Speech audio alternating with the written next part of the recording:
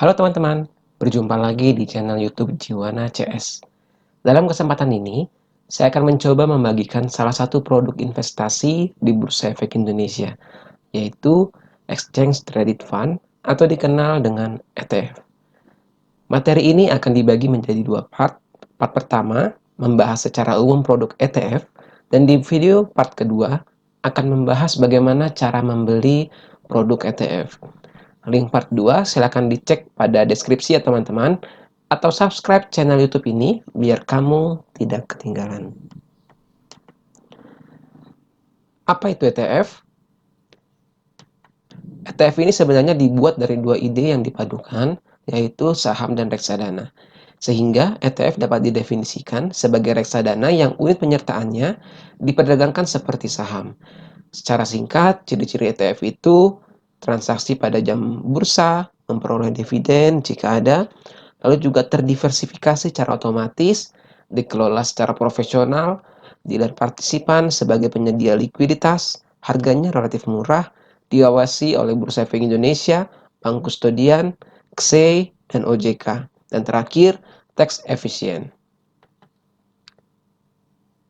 ETF diatur pada POJK nomor 49 garing POJK.04 tahun 2015 tentang reksadana berbentuk kontrak investasi kolektif yang unit penyertaannya diperdagangkan di Bursa Efek Indonesia. Secara umum, keunggulan ETF itu yaitu efisien, terdapat pasar premier dan sekunder, portofolio yang terdiversifikasi, penyelesaian transaksi bersamaan dengan saham, lalu transparan, nilai indikasi NAV dapat dipantau secara real time, isi portofolio diumumkan setiap hari.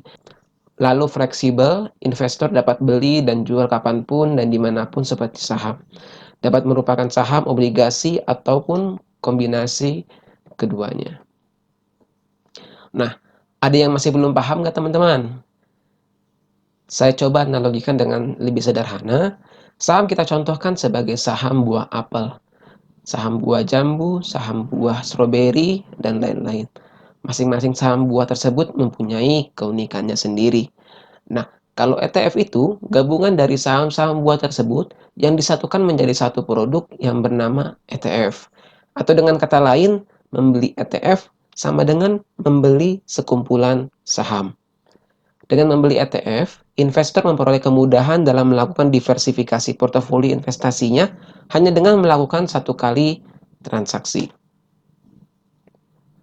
Nah, berikut adalah matriks perbandingannya. Di sini ada 3 produk yang dibandingkan, yaitu saham, reksadana, dan ETF. Teman-teman bisa melihat perbandingannya dari tabel. Apa saja sih manfaat berinvestasi di ETF? Yang pertama adalah liquid. Investor tidak perlu khawatir, produk ETF likuiditasnya terjamin. Kapanpun teman-teman mau menjual kembali ETF-nya di bursa, pasti akan ada yang beli. Begitu juga sebaliknya. Lalu yang kedua dari sisi pengawasan. Produk ETF diawasi oleh OJK dan Bursa Efek Indonesia. Lalu yang ketiga, mudah.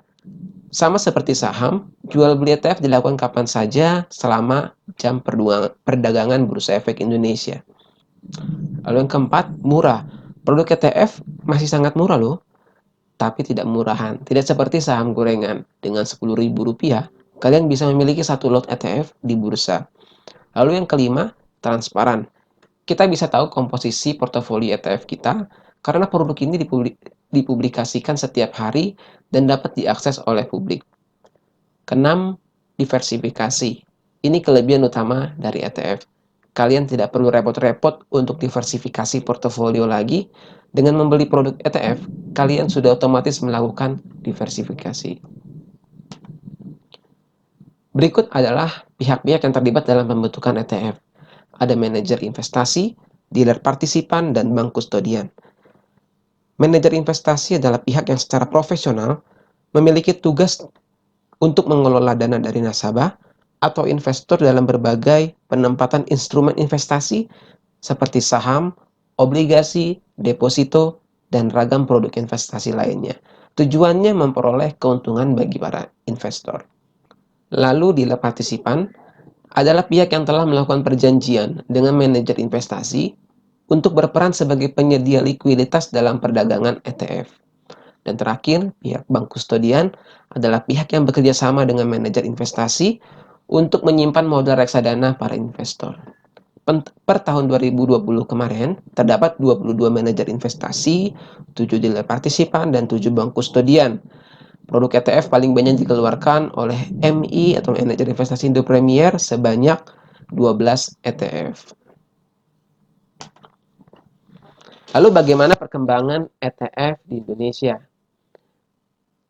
Produk ETF pertama kali dikeluarkan pada tahun 2007, yaitu Premier ETF LQ45. Ini merupakan ETF saham pertama. Dan ABF Indonesian Bond Fund, ini merupakan ETF obligasi pertama. Selanjutnya, tahun 2013 bertambah menjadi 5 ETF. Dan hingga tahun 2020 menjadi 45 ETF. Per Februari 2021, berdasarkan website Bursa Efek Indonesia, sudah ada 47 ETF yang terdaftar di bursa. Berikut adalah grafik pertumbuhan produk dan AUM (Asset Under Management) per Mei 2020. Total AUM ETF sebesar 12 triliun rupiah. Pilihan investasi ETF. Ada dua jenis ETF di Indonesia, yaitu ETF aktif dan ETF pasif. ETF aktif bertujuan untuk mengalahkan kinerja market, sedangkan ETF pasif bertujuan untuk mereplikasi kinerja benchmark index. Untuk lebih jelasnya, kita lihat grafik di slide berikutnya. Kita lihat grafik di atas. Grafik ini merupakan contoh ETF pasif atau diambil contoh ETF XIIT yang portofolionya adalah saham-saham pada indeks IDX 30. Apabila diperbandingkan, pergerakan return-nya cenderung mengikuti benchmark indeksnya atau benchmark return IDX 30. Lalu grafik di bawahnya ini merupakan contoh ETF aktif. Mengambil contoh ETF XIIC atau ETF yang terdiri dari saham-saham consumer, pergerakan return ETF aktif lebih dinamis dari waktu ke waktu. Bisa lebih tinggi dari pasar, bisa juga lebih rendah. Berikut adalah alternatif tujuan investasi dalam memilih produk ETF. Apabila kita bertujuan untuk mengikuti pergerakan IHSG, saham-saham yang underlying-nya LQ45 dan IDX 30 bisa menjadi pilihan, seperti RLQ45X, XAQA, dan lain-lain. Begitu juga apabila kita memiliki tujuan investasinya untuk membeli saham-saham syariah, bisa mengikuti underlying Jakarta Islamic Index atau JII, yaitu XIJI atau XSSI. Semua pilihan ETF ini bisa diakses juga pada website Bursa Efek Indonesia.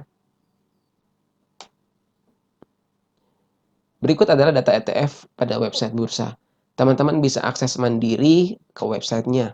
Di video selanjutnya, juga saya akan simulasikan cara melihat produk ETF di website Bursa Efek Indonesia. Bagaimana mekanisme transaksi dan simulasi cara membelinya? Nah, materi ini akan dibahas pada video selanjutnya. Jangan lupa ditonton di video part 2-nya. Sampai di sini dulu teman-teman. Sebelumnya terima kasih sudah menonton video ini. Apabila bermanfaat, bisa support channel ini dengan klik tombol like dan klik subscribe. Oh ya, jangan lupa dibagikan atau share ke teman-teman kalian. Terima kasih.